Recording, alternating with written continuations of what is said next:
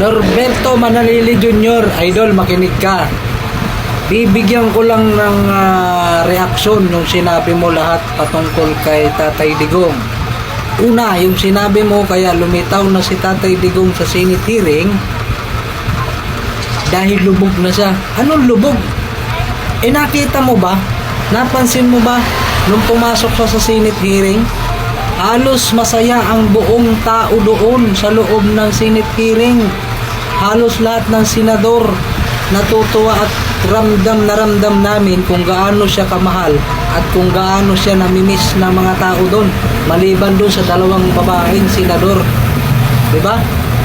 Pangalawa, ano sinasabi mong pasinungalingan yung mga aligasyon tungkol doon sa AJK? Hindi mo ba narinig yung sinabi niya doon pag-amin na inutos niya talaga yon sa mga pulis na lahat ng mga kriminal, mga durugista, mga addict dyan, pinapapatay niya. Tapos sasabihin mo, pasinungalingan? Tama bang nadinig ko sa'yo, Norberto Manalili Jr.?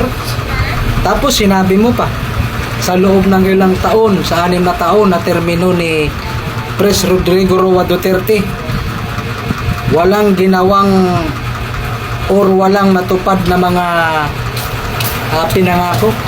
Anong wala? Ay naku, talaga naman, siguro hindi ka nagmamaniho. Tingnan mo nga ang lisensya mo. Yan na lang, idol, tignan mo na lang yan kung ilang years yan. Mga simple na pangako ni Duterte. Ayan sa lisensya mo, nakatatak. Tignan mo yung Manila Bay. Di ba ang linis? Yan lang ang mga bagay na isasabi ko sa'yo. Kung ano yung mga pinangako ni Duterte na natupad na sinasabi mong hindi natupad. Kasi pag inisa-isa ko sa'yo, abutin tayo ng umaga. Sa susunod, ayusin mo. Bigay ng reaction dito sa TikTok. Nang sa ganun, walang kagaya ko na mag-react sa lahat ng mga sinasabi mo.